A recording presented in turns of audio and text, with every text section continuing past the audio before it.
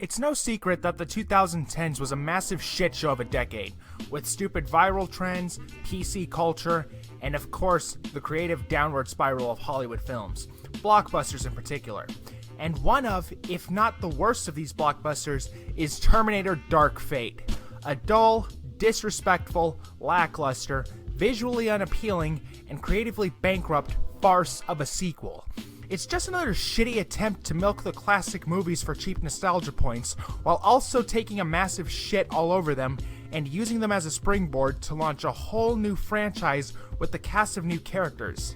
You know, that sounds just like the Star Wars sequel trilogy. So the movie begins in Guatemala in 1998, where Sarah and John are on vacation, when suddenly, the T-800 shows up and kills John in a brutal death. What the fuck, James Cameron? You criticized Dave Fincher for killing off Newton Hicks in Alien 3, but you are perfectly okay with killing off the central figure of the entire franchise.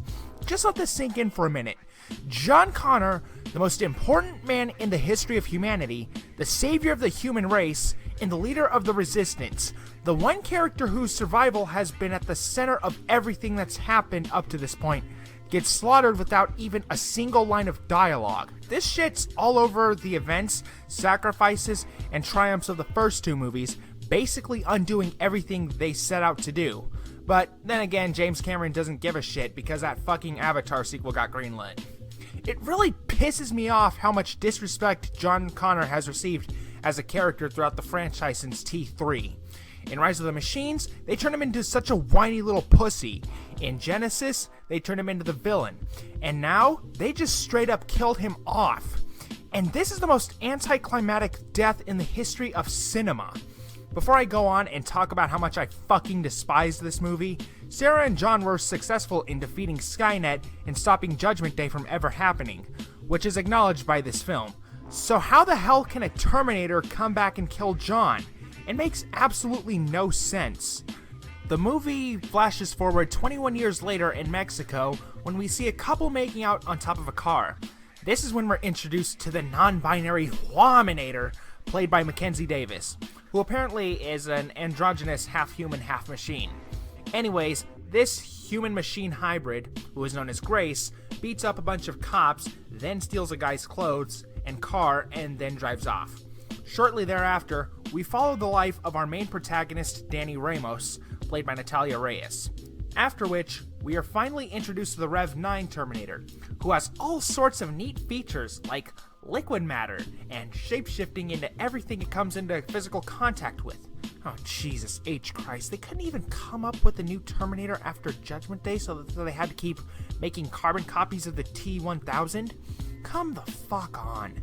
Then the Rev 9 shows up at Dani's workplace, disguised as her father, and Grace shows up and rescues both Dani and her brother. Now, Dani isn't particularly the brightest, most intelligent character in the movie, despite the fact that Grace keeps telling her how amazing she's going to be one day. Dani literally witnesses the Rev 9 posing as her father, trying to shoot her, and then when Grace attacks, she sees the Rev 9 damaged with liquid metal, exposing the endoskeleton underneath, but yet she still calls him Poppy, thinking that it's her father when it's obviously not her father. So they escape, and Dani loses her brother and father to the Rev 9, and Sarah Connor shows up and saves both their asses, even though they seem less than thankful considering she just saved their lives. Grace consistently annoys Sarah by insulting her across the film's runtime. Anyways, Grace explains the future set in 2042, where a group known as Legion has created Terminators that have betrayed the humans and started killing them. Not only does this make the experience of the first two films less valuable, it literally destroys the point of their existence. And how does Legion even exist anyway? We're never really provided with an explanation other than they do. Getting back to the plot, Sarah tells Grace and Dani about messages she's been receiving on her phone that end with "for John." They decrypt the messages and find out that the coordinates that are tattooed on Grace's stomach is the same location that the messages are coming from. So they have to make it to Texas to find out who this mysterious sender of these texts is. It turns out it was the T-800, the same Terminator who we saw kill John Connor at the start of the movie. Except this time, he's aged significantly. Now, understandably, Sarah is upset about this whole reveal because after all, he did kill her son. He's changed his name to Carl, he's living a happy, normal life with a wife and son, and he's learned to become more human. But wait a minute, Terminators aren't supposed to live and work amongst humanity. Yeah, they can look human and handle basic human interactions to get the information they need, but that's about as far as it could possibly go. The T-800 recognized this at the end of Terminator 2 when it said this. I know now why you cry, but it's something I can never do. It was the movie's way of telling us that however much the Terminator might learn and comprehend about human behavior, it could never actually be human itself. Instead, it chose to end its life knowing its mission was complete and its purpose fulfilled. Yet, here we are cracking jokes and trying to carry on a story that should have ended 30 years ago. Back to the plot, what I find absolutely absurd is that Dani never asks Grace why the Rev 9 wants to kill her. It takes a long time until Grace finally begins to explain to Dani why the Rev 9 wants to kill her, and even then, she doesn't go into all of the details until later.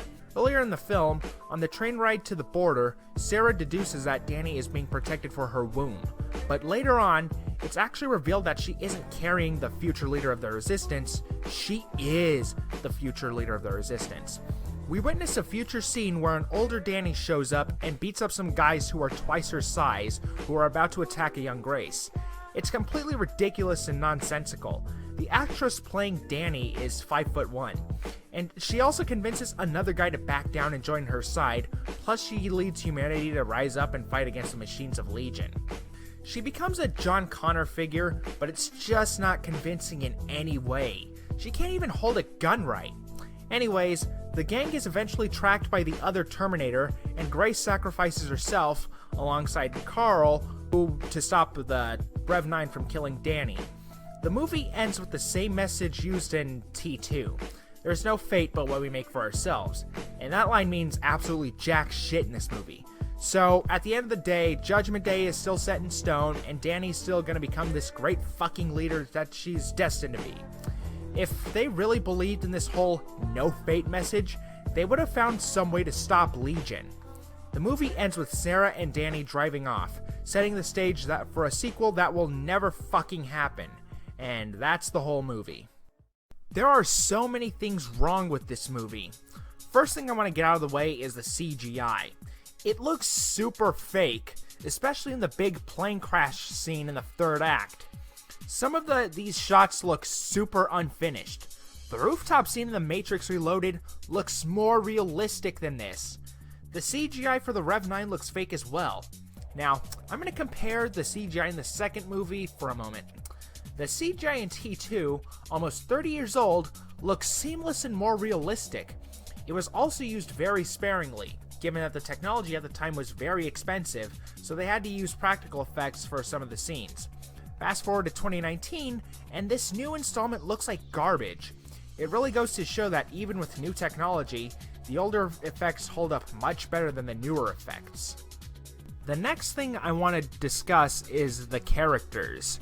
This movie is the first time Linda Hamilton has taken on the role of Sarah Connor since Terminator 2, but even she couldn't save this movie from becoming such a massive train wreck. The issue is that she really doesn't have anything of significance in the whole movie, apart from a few heroic moments where she shoots guns in the chaotic action scenes, but none of it really amounts to anything plot-wise. Compared to the Terminators and machine hybrids duking it out, she looks weak and ineffective. She feels like a fifth wheel throughout the majority of the movie, just kind of there in the background, making cynical remarks and looking either pissed off or confused. The only real character arc she has is with Arnold over the death of John, but even that doesn't go anywhere. Speaking of Arnold, he doesn't really play a big part in this movie either. That's right, Arnold Schwarzenegger, the main draw, and the reason why people keep paying money to see these Terminator movies in the first place is downgraded to being a cameo in his own franchise. The Terminator used to be cool and menacing as a character, but now he just seems like a bad joke that was included in this movie because, well, it's a Terminator movie and it would just feel weird without him.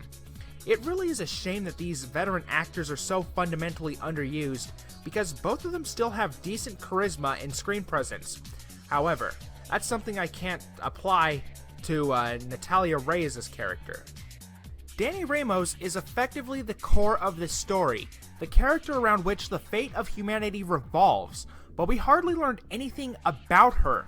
We get no real insight into her personality, how she feels about any of this, or what her motivations or ambitions are. She reacts to everything around her and allows herself to be led from place to place, and that's her whole character in a nutshell. Reyes was horribly miscast in this role. Let's talk about Sarah Connor in the first two movies for a bit. In the first movie, she was just a waitress.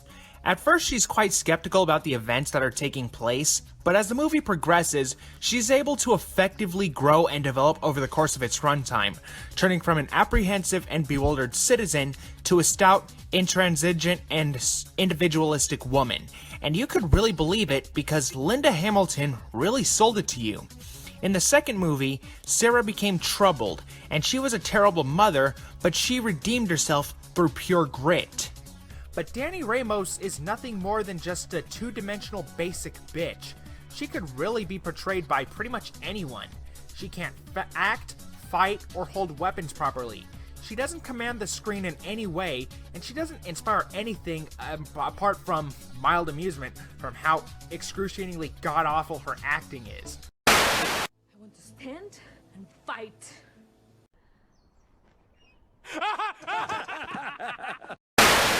I didn't give a damn about the characters because neither the script nor the actors involved made me care. Now let's talk about Grace for a little bit. Just like Dani, we're never given any real insight into who Grace is or how she thinks. One thing interesting about her is the whole androgynous thing. I really like the fact that she's fast and powerful, but only in short bursts. The enhancements that allow her to fight so well are also slowly killing her. Living with a death sentence like that would probably weigh heavily on most people, but she doesn't really seem to care. Coming from a nightmarish future of endless warfare to the relative peace and prosperity of our time would possibly inspire shock, sadness, and longing, but none of this is discovered through her character. She just arrives here and moves on with her mission like nothing happens. A genuinely tough, intense, and physically imposing actress could perhaps have done something with this character, but Mackenzie Davis feels super miscast in this role.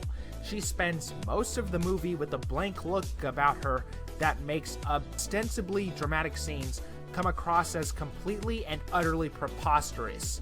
I suppose she was cast because she's really tall and looks kind of androgynous, but that's simply not good enough. Now let's talk about the Rev 9. He's just another shape-shifting Terminator, which I've already established. He doesn't even look remotely menacing in the slightest. Now let's take a look at the T-1000. He was threatening, intimidating, and menacing, and it really showed in the way he acted, from his weird run to the way he never blinked, and when he'd tilt his head slightly when he speared someone with his hand. It's as if he was intrigued by the concept of pain and suffering and wanted to explore it more. You see, Robert Patrick's T-1000 was memorable because there was a harrowing, uncanny manner about him. He was a brooding, vigorous, and frightening antagonist, a machine that was cold and ruthless, but with the vague sense that there was something much worse lurking behind it. But I didn't even feel remotely intimidated by the Rev 9 in the slightest. All in all, this sequel was a big fuck you to fans, and it really pisses me off that James Cameron signed off on this story and treatment of his characters after years of complaining from him about the direction the franchise was going in. If you really want a genuinely good Terminator movie, look no further than the first two. They still exist, and that's all that matters. But if you desire to see the franchise go a little askew, then I would recommend Rise of the Machines. Sure, it's not great, but it's still enjoyable. But in all seriousness, Terminator should not have been a franchise to begin with. Terminator 2 wrapped up the series perfectly, which is evident in the final scene where Sarah and John drive off, where Sarah says this over narration. The unknown future rolls toward us. I face it for the first time with a sense of hope. Because if a machine, a Terminator, can learn the value of human life, maybe we can too. It feels very much like a satisfying conclusion, and it leaves the viewer with a simple yet meaningful message. There's no fate but what we make for ourselves. Dave Cullen made a really good video about how formulaic and cookie cutter the franchise has become, and I highly recommend you check it out. Link will be in the description below. I mean, say what you will about Salvation, but at least it tried something new, even if it completely falls flat on its face. Overall, this sequel is absolutely pointless. It brought nothing to the franchise, it completely rewrites canon, the script is beyond stupid, and the dialogue is just plain bad.